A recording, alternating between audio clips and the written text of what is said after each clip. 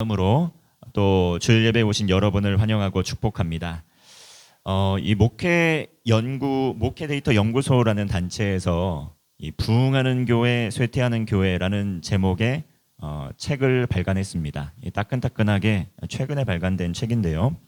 이 코로나 이후에 위기를 겪고 있는 이 교회들을 돕기 위해서 이 부흥하는 교회의 특징을 밝혀내고 또 교회의 각 상황에 맞게 살펴보고 적용할 수 있도록 여러 가지 지침을 제공하고 있습니다. 이 책에서 이 부흥하는 교회의 특징을 또 네 분야로 나눠 설명을 하게 됐는데요.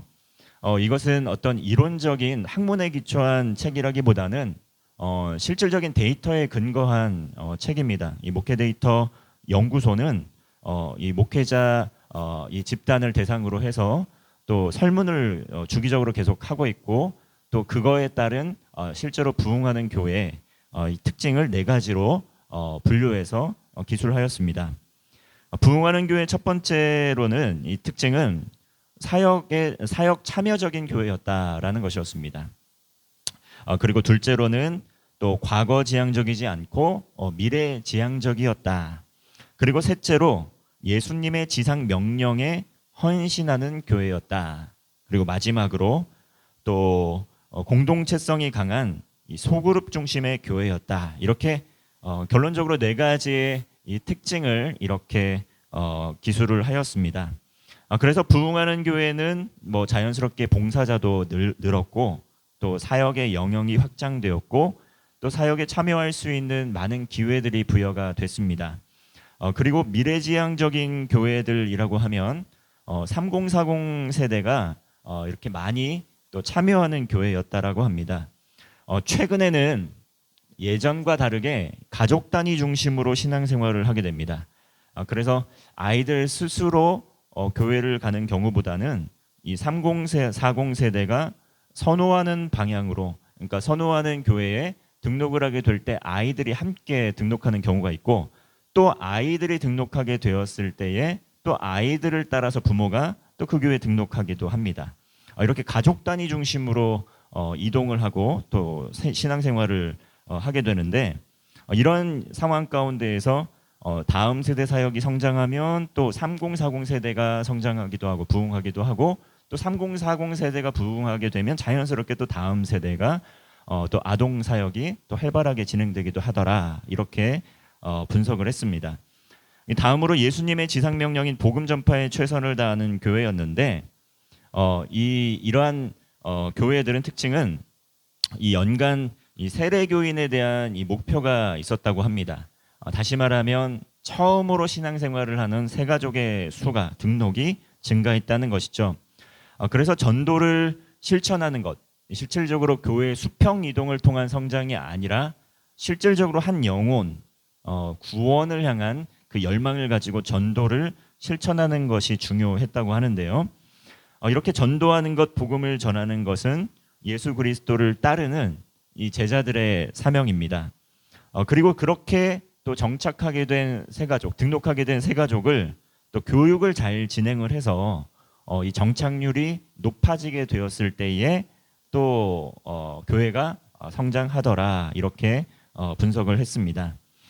그리고 또 주님의 사랑을 흘려보내는 이 선교 지원을 아끼지 않는 교회가 부흥을 했다.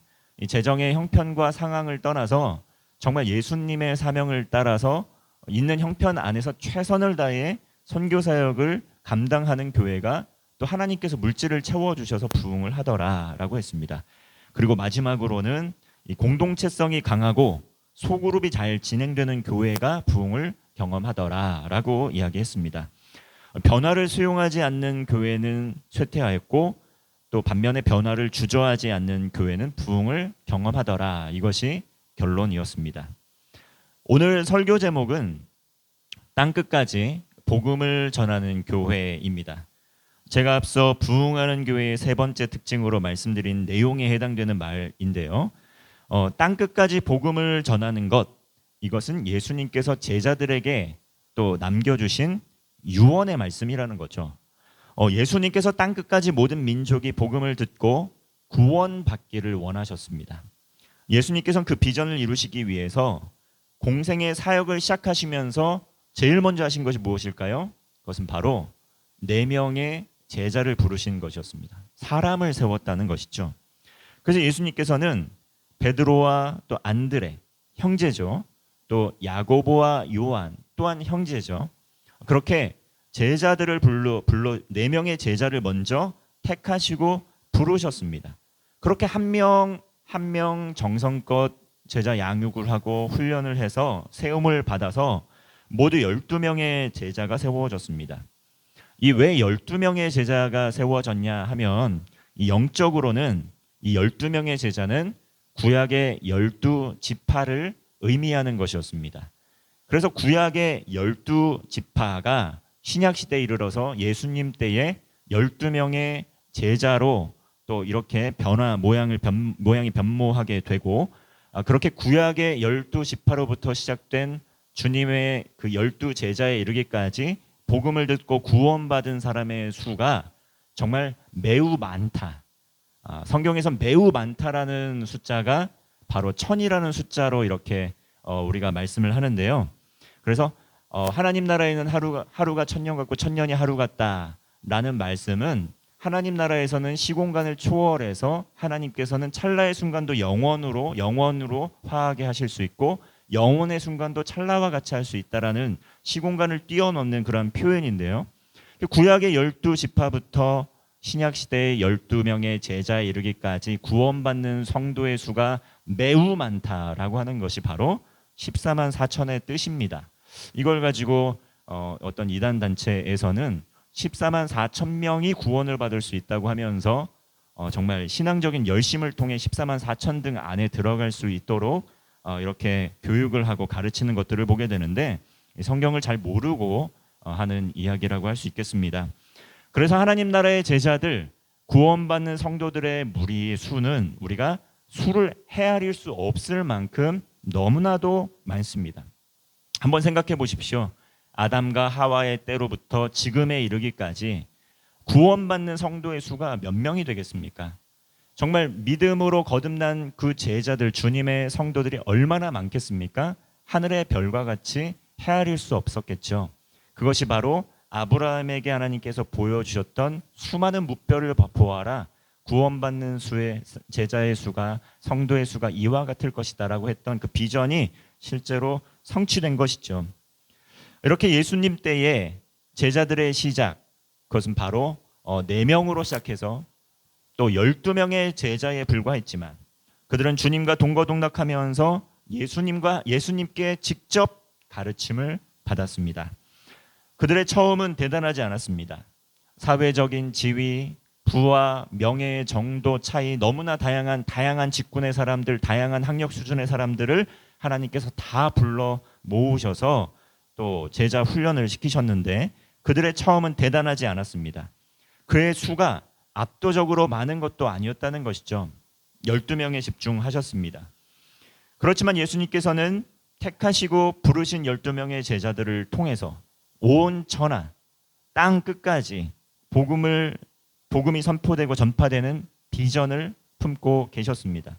마치 하나님께서 아브라함에게 무뼈를 보여주시고 정말 아브라함이라는 그 믿음의 조상을 통해 수많은 그 별들이 반짝반짝 하늘의 별과 같이 반짝반짝하듯이 구원받듯이 정말 12명의 제자들을 통해서 정말 온 천하 땅 끝까지 복음이 전파되고 또 구원받는 자의 수가 정말 넘쳐나는 것을, 그러한 비전을 가지고 예수님께서 사역을 하셨다는 것이죠.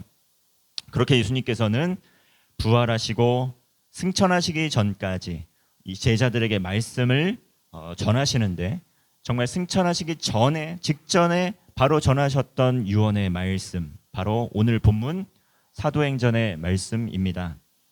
6절과 7절의 말씀 제가 먼저 읽겠습니다. 6절입니다. 그들이 모였을 때에 예수께 여쭈어 이르되 주께서 이스라엘 나라를 회복하심이 이때니까 하니. 이렇게 제자들은 하나님 나라를 소망하고 그때가 언제인지 기대하는 마음으로 주님께 물으며 살아갔습니다. 제자들은 예수님께서 오셔서 이 이스라엘의 주권을 회복하시고 이스라엘이라는 영토의 과거의 영광을 회복시켜 주실 것을 소망했습니다. 제자들은 하나님 나라가 이스라엘 땅 가운데에 또 이루어지고 하나님께서 과거의 영광을 회복시켜 주실 것을 기다리고 고대했습니다. 그렇지만 예수님께서는 7절을 이어서 보시면 제자들에게 하나님 나라가 완성되는 때와 시기에 관해서는 지나치게 예측하거나 알려고 하지 말아라. 이것은 아버지의 권한이다 라고 이렇게 말씀을 하셨습니다. 아버지의 그 주권에 속한 것이기 때문에 이 때와 시기를 계속 예측하려고 하지 말라는 것입니다. 우리가 신앙생활을 하다 보면 마지막 때가 다가왔다고 하면서 지나치게 하나님의 도래의 시기를 예측하고 또 이렇게 준비하게 하는 그러한 가르침을 전파하는 그런 단체나 그런 사람들이 있습니다. 그런데 매일 날마다 하나님께서 오실 수 있다라는 이런 종말론적인 신앙관을 가지고 사는 것은 바람직하지만 몇 날 며칠 몇 시에 주님께서 오신다라고 하는 것은 굉장히 위험한 발상입니다. 그 때와 시기는 알 수 없습니다. 사실은 오늘이라도 오실 수 있죠. 내일이라도 오실 수 있습니다. 그러나 그 때와 시기는 우리가 알 수 없기 때문에 하나님께서 주시는 사명을 가지고 그저 충성하고 봉사하고 사랑하고 섬기다 보면 하나님의 나라가 하나님의 때가 하나님의 시기 정하신 시기에 도래할 것입니다. 그런데 이러한 날짜와 시기를 언제라고 정확하게 찍어서 이렇게 잘못된 신앙을 잘못된 믿음을 가지고 나아가게 하는 그런 단체들이 있었는데 과거에 이런 단체들이 이 사회적인 무리를 많이 일으키기도 했습니다. 우리 오늘날 이 건전한 신앙인들은 정말 오늘이라도 주님께서 오실 수 있다라는 그러한 종말론적 세계관을 가지고 믿음으로 살아갑니다. 그리고 이 땅을 살아가는 동안 하나님의 다스림과 통치 속에서 살면서 하나님 나라가 완성될 것, 이 땅에서 완성될 것을 꿈꾸며 하나님 나라를 이루어가는 것이 제자들이 가져야 될 마음의 자세와 태도라는 것이죠. 오늘이라도 하나님 임하실 수 있다.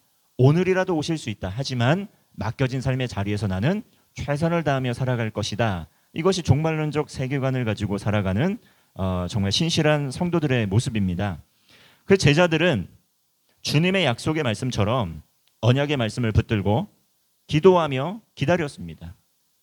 1장 5절과 6절 오늘 본문 말씀은 아니지만 이 앞절 1장 5절의 말씀을 앞서서 먼저 보시면 그들에게 예루살렘을 떠나지 말고 약속하신 것 곧 성령님을 기다려라 라는 말씀을 예수 주님께서 제자들에게 하셨습니다. 그 주님께서는 얼마 지나지 않으면 기도하고 기다리면 요한의 세례가 아니라 이제 성령 세례를 받게 될 것이라고 약속을 해주셨습니다. 그 제자들은 주님의 약속의 말씀을 붙들고 예루살렘에 있는 마가의 다락방에 모여서 마음과 뜻과 정성을 다해서 예배하고 기도하면서 약속하신 성령님을 기다렸습니다. 자, 그렇게 성령님의 오심을 기다리면서 간절하게 하나님 나라의 소망을 가지고 또 기도하고 준비하면서 하나님의 때를 기다렸다는 것이죠. 이것이 오늘날 이 땅을 살아가는 우리 성도들의 모습이 되어야 한다는 것이죠. 하나님의 나라가 이 땅 가운데 이루어지기를 간절한 마음으로 또 예배하고 기도하며 살아가는 것이죠. 제자들 결국 오순절 성령 강림 사건 때에 주님께서 약속하신 그 성령님이 제자들에게 강림했습니다. 사도행전 2장의 말씀을 보면 이 자세하게 이것이 나오죠. 강력한 성령의 역사가 일어났습니다. 그래서 실제로 하늘에서 급하고 강한 바람 같은 소리가 일어나고 불의 혀처럼 갈라지는 것들이 각 사람에게 하나씩 임하였다는 것이죠. 이 모든 사람들이 성령님의 충만함을 받아서 성령의 말하게 하심을 따라서 다른 언어로 방언으로 말하기 시작했다라고 나옵니다. 여러분 여기서 방언이라고 했던 여기에서 말하는 방언은 당시 예수님의 제자들이 말하였던 그 각 나라 족속의 방언은 당시 이 유대인의 3대 절기가 바로 이날이었습니다. 유대인의 3대 절기 이날이었는데요. 바로 오순절이라고도 하는 또 77절이라고도 하는 유대인의 큰 절기가 오순절 성령 강림 사건이 일어났던 날이었습니다. 자, 이때 전 세계 각지에서 흩어져 있던 디아스포라 유대인들이 모이는 때였다는 것이죠. 많은 사람들이 예루살렘으로 모이는 때였습니다. 그런데 이 나라 사람들이 한 나라의 언어로만 말을 하는 것이 아니라 각 지역에서 살다 보니까 각 지역의 언어를 하는 사람들이었습니다. 그래서 다시 말하면 많은 지역에서 살았던, 다양한 지역에서 살았던 유대인들이, 디아스포라 유대인들이 모이게 되는 오순절 성령 강림 사건 때에 이 성령 받은 주님의 제자들이 각 지역의 말로 이제 말하기 시작한 것입니다. 배워서 말한 게 아니죠. 성령님께서 주시는 감동으로 말하기 시작하신 것입니다. 다시 말하면 서울에서 대부흥 집회, 어떤 집회가 일어났는데 미국에 있었던 교포, 일본에 있는 제1교포, 독일에 있는 교포, 스페인에 있는 교포 다 모였는데 이들이 이 나라 말을 한국어에 능통하지 못한 것이죠. 그래서 한국어 못 알아듣지 않습니까? 그렇기 때문에 다양한 말로 통역을 해주는데 이거 바로 성령님께서 그렇게 통용해 주셨다는 말씀입니다. 이렇게 복음을 전하기 가장 좋은 때에 각 나라 언어로 복음을 동시다발적으로 전파된 것이 오순절 성령 강림 사건의 역사였습니다. 이때 베드로가 복음을 전파했죠. 구약 성경에 약속된 예언의 말씀이 바로 오늘 성취된 것이다. 그리고 유대인들이 핍박한 예수님께서 그들이 기다리고 있는 메시아였다. 그리스도였다. 그리고 그 예수님을 십자가에 못 박아 너희들이 죽인 것이다 라고 이렇게 복음을 전하였습니다. 그러나 예수님께서는 그들의 무지 때문에 십자가에서 죽임을 당하셨지만 부활하셨다. 그리고 승천하셔서 지금 우리의 주와 그리스도가 되셨고 너희들이 보듯이 지금 성령 강림 사건의 놀라운 기적적인 일들이 일어나고 있지 않느냐. 그래도 못 믿겠느냐. 이것을 못 믿겠느냐. 이 사실을 못 믿겠는가. 이렇게 복음을 전한 것입니다. 이 베드로의 오순절 설교를 들은 사람들 마음에 찔림이 왔습니다. 그리고 죄를 깨닫게 됩니다. 그래서 그러면 우리 어떻게 해야 하는가? 이렇게 베드로에게 물었을 때에 베드로는 복음을 다시 전하게 되는 것이죠. 회개하라. 성령의 역사를 너희 두 눈으로 똑똑히 목도했으니까 회개해야 된다. 마음을 돌이켜라. 그리고 세례를 받아라. 죄사함을 받고 또 세례를 받아라. 그러면 성령의 선물을 받게 될 것이다. 너희들도 성령의 임재 가운데 성령 충만함의 삶을 살 수 있을 것이다. 이렇게 복음을 전했습니다. 수많은 사람들 복음을 듣고 예수 그리스도를 구주로 영접했죠. 그리고 그때 세례받은 성도의 수가 3,000명이나 되었다라고 이렇게 성경은 기록하고 있습니다. 그들은 가르침을 받아서 서로 구원받은 사람들은 교제하고 떡을 떼면서 무엇에 힘썼습니까? 오직 기도에 전념했다. 말씀 보는데 전념했다. 이렇게 성경은 기술을 하고 있습니다. 이 사랑하는 세진의 성도 여러분, 우리가 예수 그리스도를 믿었다라는 것은 그것은 바로 우리가 모두 성령의 사람이 되었다라고 고백하는 것과 동일한 것입니다. 주님을 믿음으로 구원받았다라는 것은 곧 성령의 사람이 되었다는 고백과 같습니다. 그러므로 성령 하나님께서 이 각 사람과 지금도 동행하고 계시고 때때로 힘을 주시고 능력을 주시는 것이죠. 성령님과 동행하는 가운데 이 땅을 살아가는 성도들 또 믿음으로 순종하며 이렇게 제자들이 각 나라 족속과 언어로 방언하였던 것처럼 또한 이 구원의 복음, 하나님 나라의 언어로 또 복음을 전파해야 될 사명이 있습니다. 하나님께서 이미 허락하신 하나님 나라의 복도 누리고 또 아름다운 예수 그리스도의 이 공동체를 이루어가는 사명이 우리에게 있다는 것이죠. 그러면서 복음도 전파해야 될 사명이 우리에게 있다는 것이죠. 삶을 살아가는 동안에 무엇을 꿈꾸고 무엇을 소망하며 살아가는가 우리는 질문해 보아야 됩니다. 이 교회에서 우리 성도들이 함께 무엇을 꿈꾸고 무엇을 소망하며 살아가게 해야 하는지 다시 한번 점검을 해봐야 된다는 것이죠. 여러분의 삶에 하나님의 나라가 이루어지기를 간절하게 소망하십니까? 가정에 하나님의 나라가 이루어지고, 교회에 하나님의 나라가 이루어지고, 일터에 하나님의 나라가 이루어지고, 지역사회와 또 나라와 민족과 세계 열방 가운데에 하나님의 나라가 이루어지기를 소망하면서 살고 계시는지요? 하나님께서는 이 땅의 교회가 부흥하기를 원하십니다. 우리 교회만 부흥하는 것이 아니고 땅 끝까지, 세진교회뿐만 아니라 땅 끝까지 정말 이 땅의 모든 교회들이 부흥하기를 원하십니다. 하나님께서는 세진교회가 또 이 사명을 위하여 성도들을 또 모이게 하셨고 창립되게 하셨는데, 더욱더 뜨거운 복음으로 주님의 사랑 안에서 부흥하기를 원하신다는 것이죠.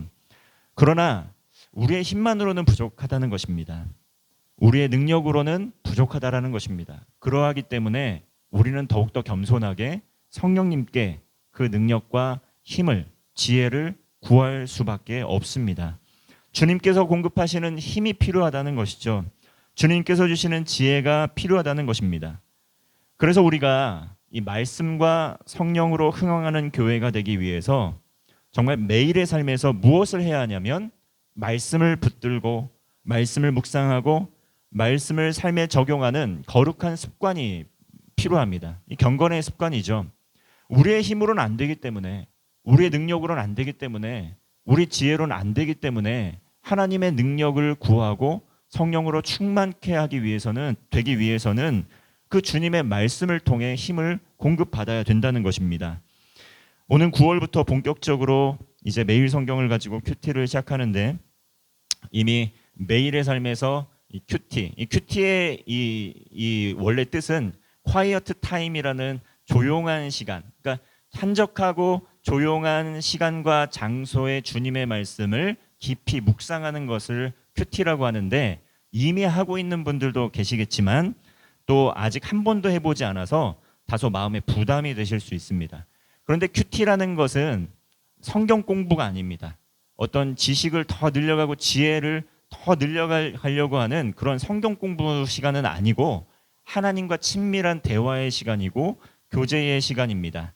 정말 하나님 말씀 붙들고 내가 더 주님께 가까이 나아갑니다, 말씀하여 주옵소서라는 간절한 마음만 가지고 나아가는 삶을 반복하다 보면 성령님께서 말씀을 통해서 깨닫게 하여 주시고 지혜를 주시고 은혜를 주시는 것들을 경험할 수 있는데, 큐티는 그런 시간입니다.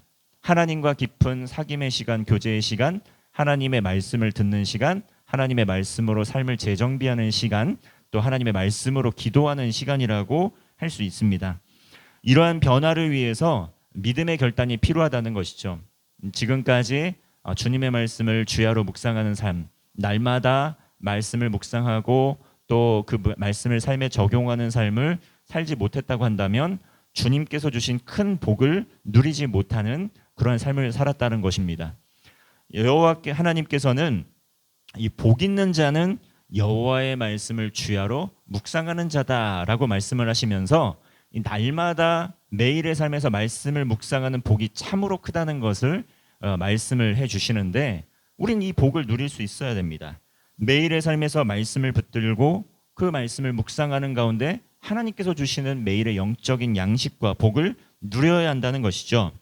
나이의 많고 적음을 떠나서 주님 안에서 말씀을 가까이 하는 것, 이것이 바로 우리를 향한 주님의 뜻이라는 것이죠. 우리에게 복을 주길 원하시고 범사에 형통하기를 원하시고 바르고 선한 길, 옳은 길로 나아가기를 원하시는 주님의 뜻이 바로 이 말씀 묵상하는 데 있다는 것이죠. 그리고 주님의 말씀을 붙들고 믿음으로 살아가는 데 있다는 것이죠. 이 묵상한 말씀, 주님께서 주신 말씀을 가지고 기도하면서 말씀이 삶에 적용될 수 있도록 간절한 마음으로 우리는 하나님께 간구하고 기도로 나아갈 수 있습니다. 기도하는 것이 힘들 때가 있습니다. 무엇을 가지고 기도해야 될지 잘 알지 못할 때가 있습니다. 그리고 이것을 위하여 기도해야 될지 하지 말아야 될지 정말 헷갈릴 때가 있다는 것이죠. 그러나 말씀에서 우리의 기도 제목을 하나님께서 주시는 것을 경험할 수 있고, 말씀을 읽다 보면 나의 기도 제목이 바른 방향으로 나아가고 있는지 바르지 않은 방향으로 나아가고 있는지 점검할 수도 있습니다. 하나님의 말씀을 붙들고 또 기도의 영역이 확장되는 것을 경험할 수 있다는 것이죠. 말씀이 삶 속에서 이루어질 때까지 믿음으로 구하고 찾고 또 두드리는 가운데에 하나님의 뜻, 하나님의 나라를 이 땅 가운데 이루어 갈 수 있습니다. 이렇게 말씀과 성령으로 충만하고 또 흥왕하는, 부흥하는 세진 교회가 되기를 주님의 이름으로 축원합니다. 이 둘째로 그리스도인의 정체성, 그것은 바로 예수님을 따르는 그리스도인의 증인이다. 그리스도의 증인입니다. 우리 8절 말씀 함께 읽겠습니다. 8절입니다. 시작. 오직 성령이 너희에게 임하시면 너희가 권능을 받고 예루살렘과 온 유대와 사마리아와 땅끝까지 이르러 내 증인이 되리라 하시니라. 아멘. 이렇게 말씀과 성령으로 충만하고 성령으로 거듭난 하나님의 사람들에게 하나님께서 능력을 베풀어 주시겠다 약속을 해주시는 본문입니다. 하나님의 권세를 주시겠다라고 약속해 주시는 말씀입니다. 그리고 어떻게 됩니까? 성령 받은 사람들을 통해 복음이 전파되고 복음이 확장된다. 이것은 주님께서 제자들에게 주신 사역의 비전입니다. 우리는 성령님께서 우리와 동행하심을 알고 성령 충만함을 위해서 기도하게 될 때 하나님께서 일하기 시작하십니다. 우리의 능력으로 우리의 힘으로 하는 것이 아니라 하나님께서 하시기 시작하는 것이죠. 이것은 주님께서 제자들에게 주신 사역의 비전인데 이 말씀을 주장하면서 성령 충만함으로 성령님의 능력으로 복음을 증거하려는 간절한 마음을 가지고 기도하다 보면 복음이 필요한 사람들을 보내주십니다. 복음이 필요한 사람들을 만나게 해주시고요. 그리고 그때 담대함을 얻어서 복음을 증거할 수 있도록 지혜도 주십니다. 사도행전의 내용은 그러한 것입니다. 내 힘으로 내 능력으로 하는 것이 아니라 예수님처럼 성령에 이끌려서 복음을 증거하고 성령에 이끌려서 사람들이 복음을 전파했을 때에 마음문이 열려서 그 사람이 구원받는 것들을 보게 된다는 것이죠. 우리는 두려워할 것이 없습니다. 우리는 걱정할 것이 없습니다. 부흥을 위해서 기도하되 성령님께서 오늘 우리에게 보여주신 영혼을 위해서 기도하고 그 영혼을 진심을 다해 복음으로 섬기고 또 복음을 전하고 증거하는 가운데에 성령님께서 그 영혼 구원시켜 주실 것이기 때문입니다. 예루살렘부터 계속 확장되는 것이죠. 예루살렘과 온 유대와 사마리아와 땅끝이라는 것을 오늘날 우리가 이해할 수 있는 말로 바꾸어 말하면 서울과 대한민국 전역과 그 다음에 북한과 그 모든 이외의 지역까지 복음이 확장되는 것을 이야기하고 있는 것입니다. 복음을 전하는 것, 특별한 은사를 가진 사람에게만 부여된 것이 아닙니다. 모든 그리스도인들, 주님의 제자들에게 주님께서 친히 부탁하신 말씀입니다. 그리고 예수님께서는 이 말씀을 남기시고 하늘에 오르시고 하나님 보좌 우편에 앉아 계셨습니다. 그리고 그렇게 하는 것이 그것을 끝나는 것이 아니라 성령님께서 오셔서 보혜사 성령님께서 늘 함께 하시겠다고 하신 것이죠. 오순절 성령 강림 사건에 그 말씀이 이루어진 것이죠. 이렇게 제자들에게는 성령의 권능에 힘입어서 땅끝까지 증인이 되는 사명이 있고 땅끝까지 증인이 되는 사명을 잘 완수할 수가 있습니다. 아마도 직장에서 가정에서 예수님을 증거하고 복음을 전하는데 어려움이 많죠. 저항이 많습니다. 왜냐하면 하나님 나라가 이루어지는 것은 그냥 세상 나라의 일과는 다르게 이 영적인 전투가 일어나고 있기 때문입니다. 복음을 전하는 것 전혀 쉬운 일이 아닙니다. 오순절 성령 강림 사건처럼 복음을 듣고 마음의 찔림을 얻어서 회개하는 사람이 있지만 사도행전을 보면 사도 바울은 수많은 시간 복음을 전하면서 얻어맞기도 하고 죽을 고비를 넘기기도 하고 핍박을 당하기도 하고 모진 핍박과 멸시를 당하기도 합니다. 복음을 증거하게 될 때 적대적으로 반응하는 사람이 있다는 것이죠. 실제로 전도를 하다 보면 이런 경우 많습니다. 특별히 타종교 문화권에서는 적극적으로 복음을 거부한다는 것이죠. 복음이 전파될 수 없도록 막습니다. 그리고 우리나라와 가장 가까운 우리의 이웃, 한민족, 이 북한 주민들 어떻습니까? 북한은 어떻습니까? 기본적으로 공산주의는 보이는 것만을 신뢰하는 유물론적 세계관 갖고 있습니다. 그러나 대부분의 공산국가가 그래도 종교를 어느 정도는 수용을 합니다. 그런데 북한만큼은 신앙의 자유와 종교의 자유가 전혀 없습니다. 있다라고 주장을 하지만 실질적으로는 전혀 없습니다. 공산주의 사상에서도 벗어나서 사람이 주인이 되고 철저하게 또 3대 세습, 독재 정권의 형태를 띠고 있습니다. 심지어 어느 매체에서는 북한을 어떤 국가로 바라보는 것이 아니라 세계 최대의 이단 사이비 집단, 종교 집단이다라고 규정하는 그러한 매체도 있습니다. 구약 성경의 북이스라엘과 같이 이 북한은 과거에 신앙의 부흥지로 영광을 맛보았던 곳입니다. 이 북이스라엘도 성경을 보시면 베델과 단이라는 지역에서 우상 숭배가 일어나게 되는데, 우상 숭배의 근원지가 되는데, 베델, 야곱이 돌베개 베고 잤던 하나님의 집이라고 이름하였던 곳이 벳엘이었습니다. 하나님의 집이었던 곳이 우상 숭배 금송아지가 세워진 그러한 곳으로 변모해 버렸다는 것이죠. 북한 어떻습니까? 동방의 예루살렘이었던 평양이 김일성 동상 우상이 세워져 있는 곳이 되었다는 것이죠. 이런 것들을 보면서 우리는 영적인 통찰을 얻을 수가 있습니다.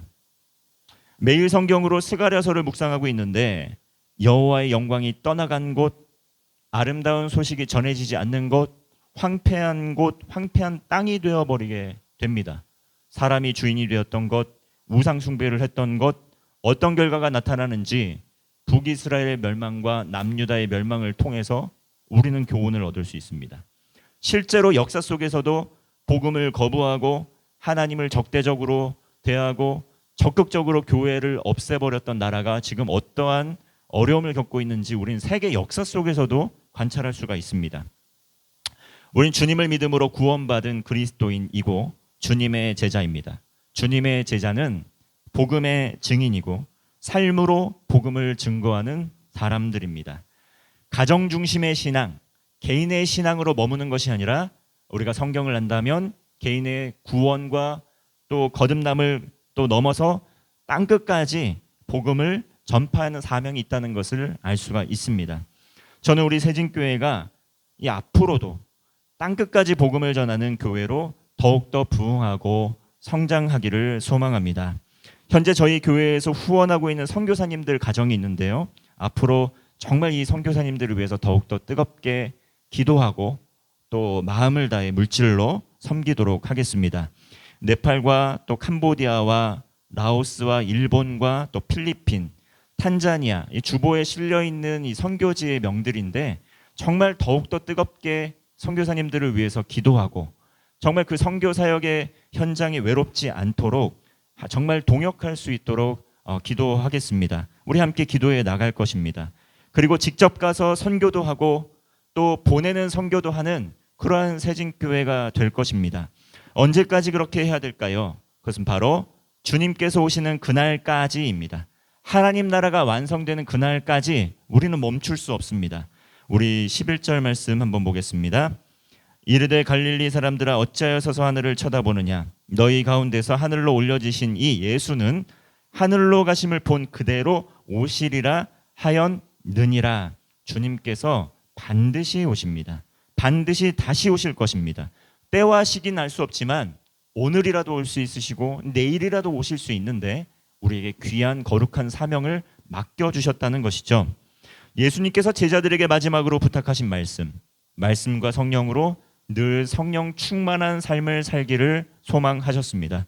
그리고 성령님께서 주시는 성령님의 능력으로 세상을 치유하고 회복하는 그러한 삶을 살기를 원하셨고 또 땅끝까지 복음을 전파하며 복음의 증인이 되시기를 원하셨습니다. 주님께서는 반드시 다시 오십니다. 불확실한 세상을 살아가면서 비록 힘겹죠. 또 미래가 또 불확실하게 여겨져서 마음이 여유도 없는 것도 사실입니다. 그러나 정말 중요한 것, 정말 놓치지 말아야 할 것 무엇입니까? 우리 인생의 마지막 순간이 있다. 이 모든 삶의 여정을 마치고 하나님의 심판대, 예수 그리스도의 심판대 서는 날 분명히 있다. 그 마지막 때를 생각하고 마지막 때를 기다리면서 정말 우리는 이 믿음의 발걸음을 여정을 걸어 나가는 것이죠. 주님 앞에 서게 될 때 주님께서 아마도 말씀하실 것입니다. 충성된 나의 사랑하는 아들아, 나의 딸아, 정말 이렇게 반가운 마음으로 우리를 환대해 주실 것입니다. 이렇게 주님을 만나 뵙게 될 때 기쁨으로 주님을 뵙는 세진의 온 성도가 되시기를 주님의 이름으로 축원합니다. 기도하겠습니다. 사랑하는 하나님 아버지, 매일의 삶에서 생명의 말씀을 주시고 기도에 힘쓰며 성령 충만케 하여 주심에 감사를 드립니다. 주님께서 주시는 성령의 능력으로 치유와 회복을 경험하며 땅끝까지 복음을 전파하는 세진교회가 예수 그리스도의 제자 공동체 되게 하여 주시옵소서. 예수님의 이름으로 기도하옵나이다. 아멘.